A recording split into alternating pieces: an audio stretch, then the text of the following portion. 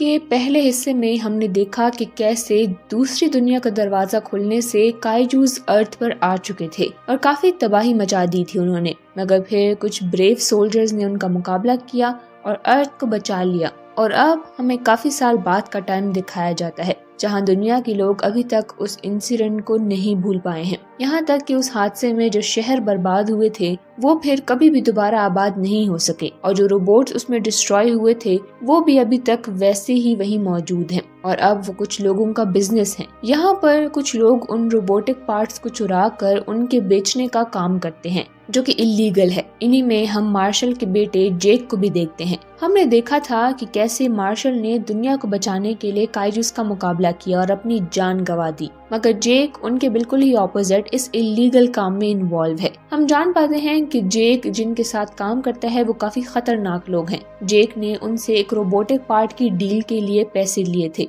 मगर वो उस पार्ट को ला नहीं पाया था, जिसके बाद जेक उनसे प्रॉमिस करता है कि उसे एक न्यू पार्ट के बारे में पता चला है जिसको लेने के लिए वो एक जंक यार्ड में जाते हैं, मगर वहां पर पहुंचकर जेक को पता चलता है कि वो पार्ट पहले ही कोई चुरा चुका है। अब जेक मुसीबत में था, उसे कुछ भी समझ में नहीं आ रहा था, इसीलिए वो वहां से भागने लगता है। तब उसे रास्ते में एक लड़की मिलती है जिसका नाम अमारा है और जेक समझ जाता है कि वो जिस पार्ट को चुराने यहाँ पर आया था उसे अमारा नहीं चुराया है, इसीलिए वो उसका पीछा करने लगता है और इस तरह वो उसकी वर्कशॉप तक पहुंच जाता है। यहाँ पर जेक को एक रोबोट दिखता है जो कि अमारा ने ही बनाया था, जैसे कि एक सिंगल पायलट ही चला सकता है। असल में ये सभी रोबोट्स के पार्ट्स भी इसीलिए चुराते हैं ताकि ये अपने लिए अपने रोबोट्स बना सके। अब जब जेक उस रोबोट को देख रहा होता है तो तभी अमारा उसे पकड़ लेती है। तब जेक उसे कहता है कि तुम्हारा रोबोट बहुत अच्छा है, तुम्हें इसे बेच देना चाहिए। यहाँ अमारा को उसकी बातों में कोई इंटरेस्ट नहीं था और वो उसे कुछ कह पाए इससे पहले ही वहाँ पर आर्मी के लोग आ जाते हैं और वो उस वेयर हाउस को घेर लेते हैं। तब अमारा फौरन अपने रोबोट को एक्टिवेट करती है और ये दोनों ही उसमें बैठकर वहाँ से भागने लगते हैं, मगर तभी एक बहुत बड़ा रोबोट इनका पीछा करता है। अमारा बहुत कोशिश करती है कि वो भागकर बच जाए, मगर वो रोबोट उन्हें पकड़ ही लेता है और फिर उन्हें अरेस्ट कर लिया जाता है। इंटेरोगेशन रूम में जेक की बात माको से होती है और माको और कोई नहीं बल्कि जेक की स्टेप सिस्टर है। साथ ही माको रोबोटिक्स कंपनी की जनरल सेक्रेटरी भी है। माको जानती है कि जेक बुरा इंसान नहीं है, इसलिए वो उसके साथ कुछ बुरा होने नहीं दे सकती थी। साथ वो उसका भाई भी है, तो वो जेक से कहती है कि अगर वो चाहे तो वो सभी एलिगेशंस उससे हटा दी जाएंगी, मगर उसे अब उनके लिए एज अ पायलट काम करना पड़ेगा। जेक के पास और कोई ऑप्शन नहीं था क्योंकि वो जेल नहीं जाना चाहता था, इसीलिए वो माको की बात मान लेता है। हम देखते हैं जेक फिर से अमारा से भी मिलता है जिसे भी जेक की तरह ही ऑफर की गई थी और अब वो भी एज अ पायलट वहाँ पर काम करने वाली थी। वहीं पर जेक नेट से भी मिलता है और हम जान पाते हैं कि जेक पहले भी एक पायलट रह चुका है और तब नेट उसका को पायलट हुआ करता था। तभी वहाँ पर एक कंपनी की ओनर शाव आती है जो कि डॉक्टर न्यूटन के साथ होती है। डॉक्टर न्यूटन वही साइंटिस्ट है जिन्होंने अपने दिमाग को काइजू के दिमाग के साथ जोड़ दिया था। असल में यहाँ पर ये दोनों ही साथ अपने किसी रोबोटिक प्रोग्राम पर काम कर रहे हैं। असल में इन्होंने ऐसे रोबोट्स को तैयार किया है जिन्हें दूर से ही कंट्रोल किया जा सकता है, यानी कि पायलट को उसमें बैठकर उसे कंट्रोल करने की जरूरत नहीं है, उन्हें दूर से ही कंट्रोल किया जा सकता है। मगर इसके लिए उन्हें माको की कंपनी से परमिशन चाहिए थी ताकि वो रोबोट्स को लॉन्च कर सकें। मगर माको को ये सब कुछ ठीक नहीं लगता। उसका मानना था कि अगर रोबोट्स को दूर से कंट्रोल किया जा सकता है तो उसे हैक भी किया जा सकता है और इसीलिए वो ये रिस्क नहीं ले सकते। माको मीटिंग के बाद जेक से मिलती है और उसे कहती है कि कल मीटिंग में इस बात का फैसला हो जाएगा कि शाओ की कंपनी को परमिशन देनी है या नहीं। मैं चाहती हूँ कि तुम भी नेट के साथ एक रोबोट में रहकर वहाँ की सिक्योरिटी को डील करो। अगले दिन जेक नेट के साथ रोबोट लेकर वहाँ पर मौजूद होता है जहाँ पर मीटिंग होने वाली थी। इस मीटिंग के लिए मोको भी अपने हेलीकॉप्टर से आ रही होती है और तभी दिखाया जाता है कि पानी से एक बहुत बड़ा रोबोट बाहर आता है।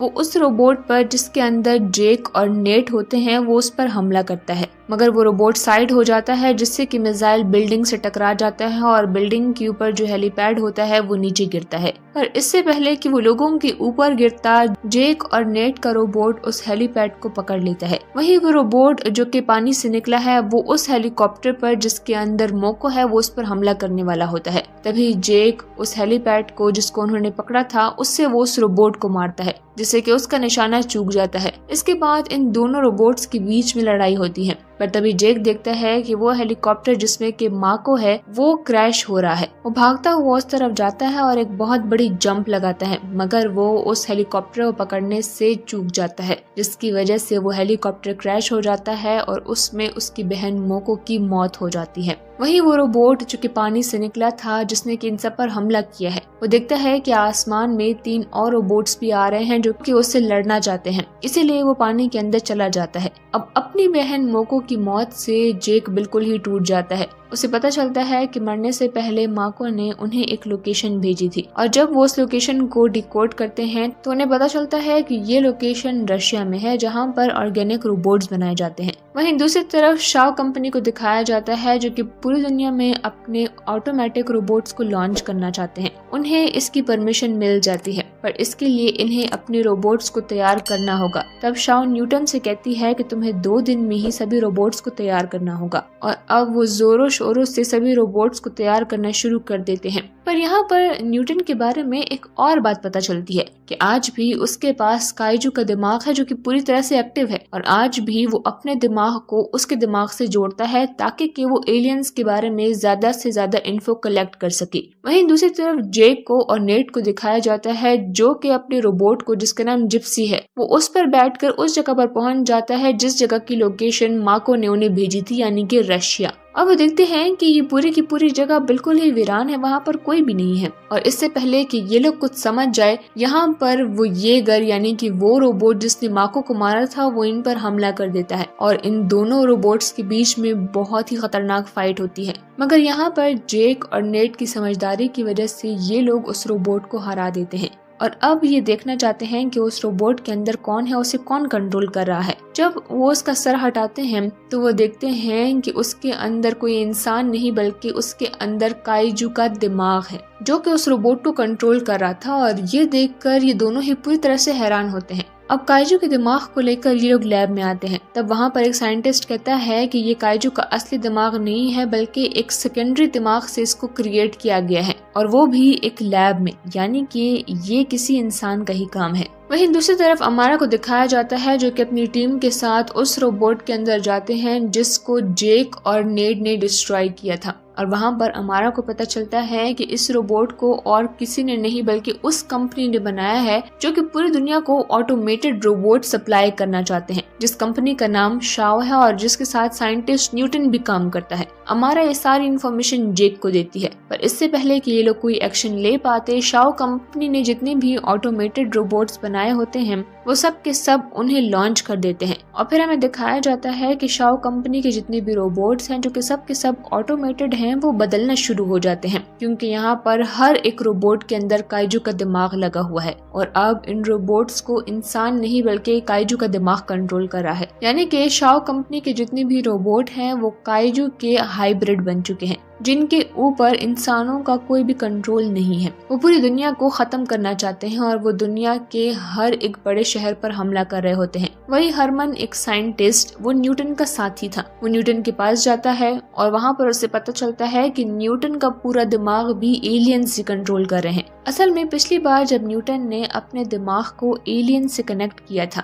तो वहाँ पर न्यूटन को उन एलियंस के दिमाग का एक्सेस मिला था, लेकिन साथ ही उन एलियंस को भी न्यूटन के दिमाग का एक्सेस मिला था। और साथ ही बाद में भी न्यूटन ने कई दफा अपने दिमाग को उस एलियन के दिमाग से सिंक किया था, जिसकी वजह से एलियंस ने उसके दिमाग को पूरी तरह से अपने कंट्रोल में ले लिया था। और न्यूटन ने यहाँ पर काइजू के जितने भी ब्रेन ग्रो किए हैं वो सब एलियन ने ही उसे करवाया था। यहाँ पर साथ ही साथ जेक की बहन माको की मौत भी उसी की वजह से हुई है, जो कि एलियंस ने न्यूटन की मदद से करवाई थी, ताकि कि माको की मौत के बाद शाओ कंपनी को पूरी दुनिया में रोबोट सप्लाई करने की परमिशन मिल जाए, जो प्लान पूरी तरह से कामयाब हो गया था। यहाँ पर न्यूटन का साथी हरमन उसे सभी रोबोट्स को डीएक्टिवेट करने को कहता है। तब न्यूटन ऐसा करने से मना कर देता है। तभी वहाँ पर शाओ आती है और वो न्यूटन पर गन पॉइंट करती है और न्यूटन अपनी जान बचाने के लिए वहाँ से भाग जाता है। अब शाओ और हरमन कंट्रोल रूम से सभी रोबोट्स को डीएक्टिवेट करने की कोशिश करते हैं।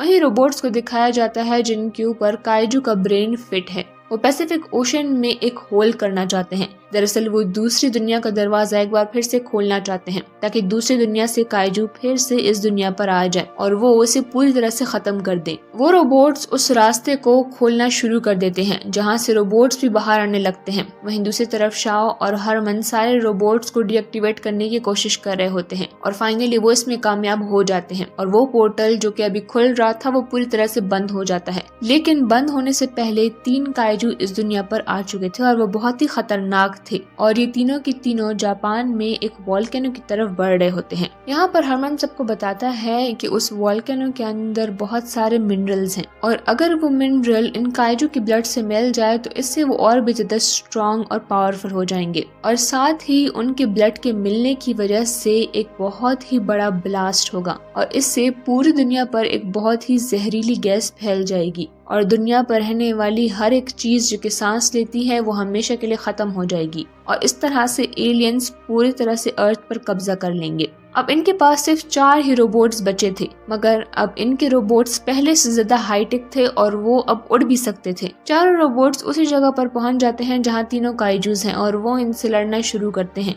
ये सभी रोबोट्स इतने एडवांस थे कि वो काइजूस को बहुत ही जल्दी हरा देते हैं और जब न्यूटन देखता है कि सारे काइजू हार गए हैं तो वो रोबोटिक पैरासाइट उस तरफ भेजता है। ये छोटे छोटे रोबोट्स हैं जो कि उन तीनों काइजूस को जोड़कर एक बहुत ही ह्यूज काइजू बनाते हैं और ये इतना पावरफुल और खतरनाक होता है कि रोबोट्स इसके सामने टिक नहीं पाते। एक एक करके वो 3 रोबोट्स को डिस्ट्रॉय कर देता है और उस रोबोट को जिसके अंदर जेक और नेट है उसे भी बहुत ज्यादा डैमेज कर देता है। नेट बहुत बुरी तरह जख्मी है और जेक इस रोबोट को अकेला खड़ा नहीं कर सकता, इसीलिए वो उसकी मदद करने के लिए वहाँ अमारा आ जाती है और नेट वहाँ से निकल जाता है। लेकिन इनके थ्रस्टर में इतनी पावर नहीं है कि ये उड़कर वहाँ तक पहुँच जाए जहाँ पर वो वॉल्केनो है और उसी तरफ ही वो रोबोट भी बढ़ रहा है। तभी यहाँ पर शाओ उस रोबोट को ऑटोमेटिकली कंट्रोल करके उनकी तरफ भेजती है जो कि अमारा ने ही बनाया था। उसके पास एक थ्रस्टर होता है और उस थ्रस्टर की मदद से ये लोग आसमान की ऊंचाइयों तक पहुंच जाते हैं और इसके बाद लगातार वो काइजू की तरफ बढ़ने लगते हैं जो कि उस वोल्केनो की तरफ बढ़ रहा है।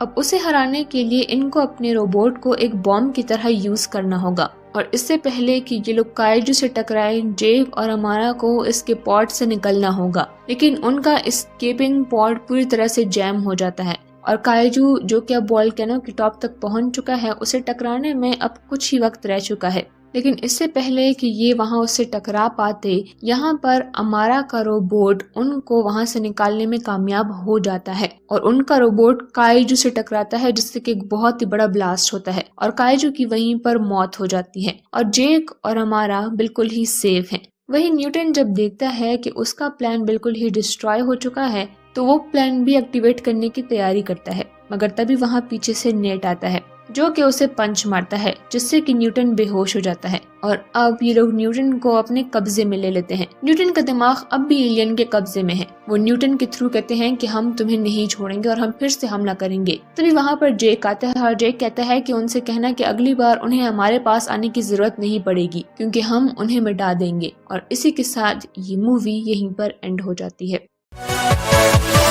Yeah.